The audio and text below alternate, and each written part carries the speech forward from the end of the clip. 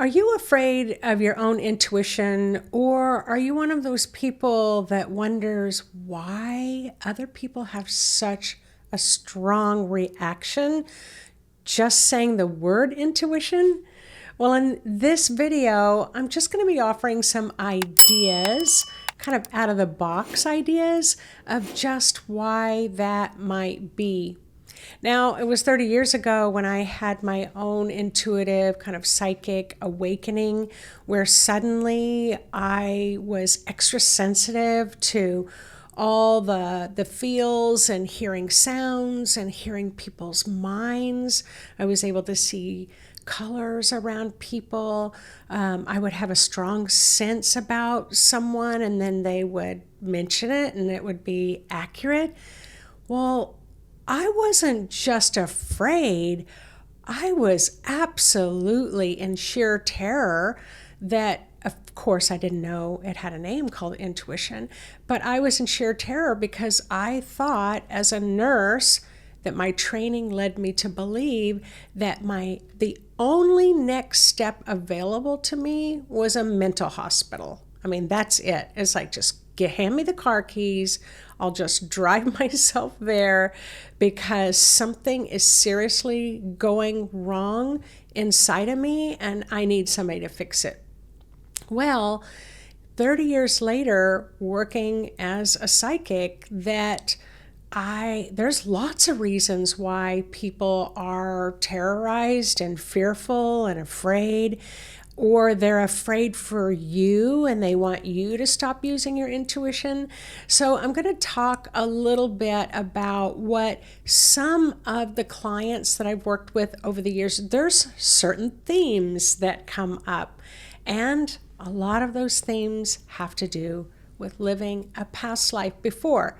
So past lives can make you feel a little wiggly too, but not as much as when you tell someone that your intuition told you or your intuition is making you feel this, that, or the other.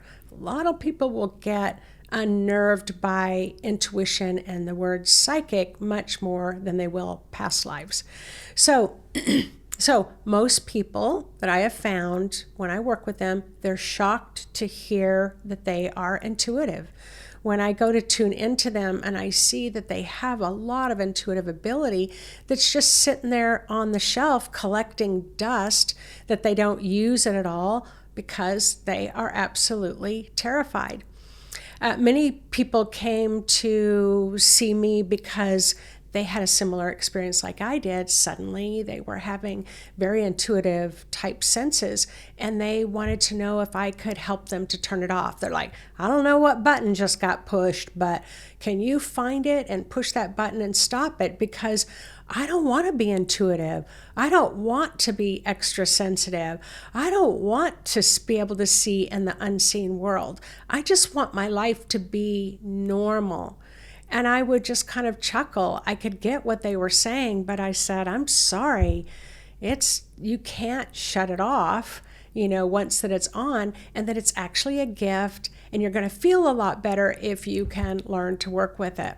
So, I could help them to get settled, but they wanted it shut off because it's like, intuition isn't convenient. And it isn't convenient, is it? It's like if you're standing in the middle of the workplace and you have an intuitive hit, or suddenly you feel overwhelmed with the feelings that's going on in somebody else because you're just such a sensitive empath. So nope, it's not convenient, but there are a lot of ways that you can learn to work with it and learn to manage it so that it can work to your benefit. Sometimes people would think that if they had intuition, that it would somehow end up harming them in some way or harm others by if you explored your intuition. And so some of the big things were if, like sometimes someone would know when someone was going to die. And I've probably in the 20,000 psychic readings I've done, maybe 5 people have had that really strong sense of knowing when someone's about ready to die. Well, they actually thought they were causing the death. They thought it was a premonition that being around this person caused them to die. So that's that terror about intuition that can distort reality. It can distort and cause you to have all these illusions about intuition. So let's just explore a few more things that can cause you to want to avoid having intuitive hits, hoping that they will go away, hiding who you are and pretending like you're normal, or you want people to think you're normal. And I get that. I've been in a lot of places where it's like, I know nothing, I see nothing, I hear nothing, I feel nothing, and yet I'm feeling, seeing, hearing, and knowing everything. Well, you can only do that for so long before, things start to kind of fall apart in your life. And it's like, you've got to be able to integrate the two sides of who you are. So where does this deeply rooted fear come from? And I'm going to tell you, when I'm working with people, it seems so irrational. And I remember when I was going through it, it was like that level of fear seemed so irrational. And it was even more irrational because I was raised in a family who, I wouldn't say that they were open to these things. We never talked about it, but it was not anything that we were afraid of. So one of the major patterns that I see has to do with past lives. So these are some of the things, when I read their past lives, I found kind of the source of this irrational fear that doesn't make sense in this lifetime, but it would totally make sense in another lifetime. So in past lives, people were burned at the stake. We know this. We've heard about this. If you haven't, do your history, because there were a lot of people that they kind of went through this movement of burning people at the stake because they thought they were witches. So if you lived during that time and you were burned at the stake, yeah, you're gonna feel terrified when your intuition starts to come to the surface again. It's like, no, let's get this shut down, because I'm gonna lose my life if I say I'm intuitive. And even though people don't get burned at the stake anymore, but there's a lot of other things that happen, like not being talked to and things like that. Okay, so burned at the stake, ostracized is what I was just talking about, cast out of your community. That in a past life you had to isolate and withdraw from your community because people were afraid of you. So if you had a past life where you experienced that, yeah, you're going to be less likely to want to explore it in this lifetime because you feel like you're going to lose your family. I remember I had a client said, I'm going to lose my family if I explore my intuition. And we found that past life where they did lose their family. They were kicked out of their home and kicked out of their community. I've already talked about knowing that bad things were going to happen. You had a past life when you knew bad things were going to happen. You were unable to get people to listen to you, and everyone died. I remember having a past life where it was very similar. It was like this war was coming and that we had to get prepared for this war, and I could feel it as if it was yesterday. And I was telling everybody, we have to get prepared, we have to get prepared. And they were just like, no, we're peaceful, it's fine. Who would be coming to fight us? And then over the hilltop, you see thousands of people coming from another country and just massacred everyone. So it was like, nobody's going to listen to me anyway, so why bother with my intuition? Maybe in a past life, you were a child that was born into a religious family, but because you were very, very sensitive, and children just say what they're seeing, what they're sensing. They don't have that filter yet that's been developed. And there were many families who thought that child then might, have a darkness about them, or, some badness about them. And so they'd make the child sleep in the barn. I've seen these past lives where they felt like anything, if a cow died, it was the child's fault. If the mother burned her hand in the fire, it was the child's fault. there was a lot of belief systems in past lives that were really connected in not a very good way to intuition. Or let's flip this a little bit. Have you ever heard of the Oracle of Delphi in Greece? So the Oracle of Delphi is a real place, but I've done past life readings where if you were a woman, it was only women who were chosen to be the visionaries of the Oracle of Delphi. They would go down in this cave. It still exists to this day, but they would go down the stairs and they would stand there, and then they would look into this pool of water, and then they would predict or prophesize or have an intuitive hit or psychic hit, and then they would share that with the people who were coming to visit. So you can imagine back in those days, lines of people would come up. And in the past life, what I found was, the women worked long hours. The women weren't allowed to get married. They weren't allowed to have children. They had to look a certain way. They had to dress beautiful. If high kings came from other countries or wealthy people came, you had to be at their beck and call all the time. It wasn't a pleasant life, even though they had a tremendous amount of ability. So if they come into this lifetime and it's like, no, I want to get married, I want to have kids, I don't want to be at everybody else's beck and call. I don't want to be intuitive in this lifetime. So there's that. Or how about being a highly gifted healer and everyone came from miles around, that they would sleep on your property, that they would line up at the door waiting for the next opportunity for you to come out and offer your healing wisdom and advice, putting your hands on them.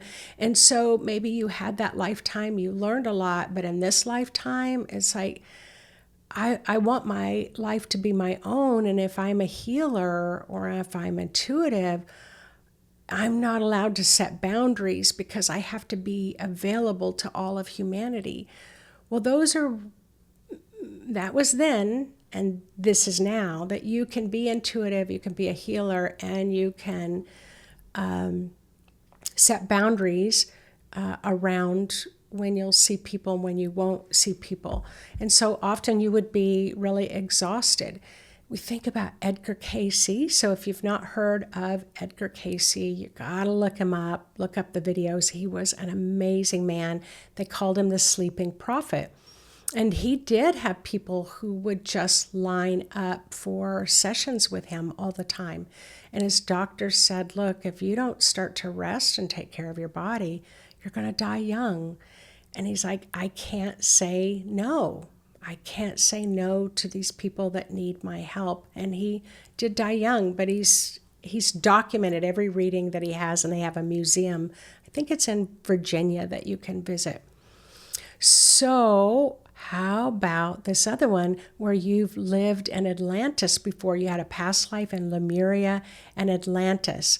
Now, I've done a lot of past life readings here for people who did live in those advanced cultures. And a lot of times there were issues around arrogance, thinking you're so intuitive, so psychic, so spiritual that you don't think anything can happen to you, and so then you can miss the signals, and then you miss the floods or the meteoric destruction that's coming.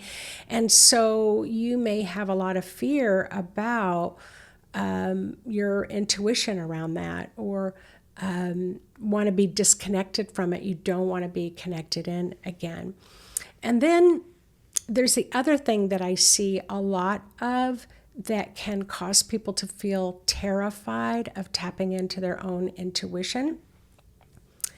And that's religion, religious teachings. Some can be very puritanical. So there's this certain sense of purity of the teachings that you've been grown up with. And one of the biggest ones is that if you are listening to your intuition more than you're listening to God, you don't have enough trust and faith in God. And so you have to have enough trust and faith that God will guide you, or God will heal you.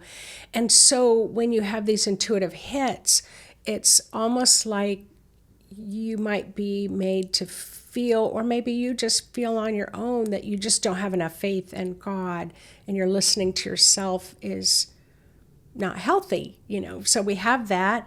Often people, they literally have come in for a reading and it's like, I haven't prayed enough. I haven't prayed enough, and I still am feeling bad. I'm still feeling this way or that way. And it's like, and they'll come in with hats and scarves and sunglasses and sneak in the back door and say, can you help me and tell me what's happening? And I'd see a block in their energy field, and it wouldn't take much to clear it. But it's like they would wait 12 months of misery to come in and see me and feel bad, beating themselves up, because if they had just prayed hard enough, they would be better. If they had enough faith, they would be better. And they felt shame for coming to see me. And also in some of the religious practices and the rules, taught not to trust your own instincts, told that you're wrong, especially when there are actions of people that's happening in the church and you have a knowingness about them, but they're telling you you're wrong. It doesn't match your intuition.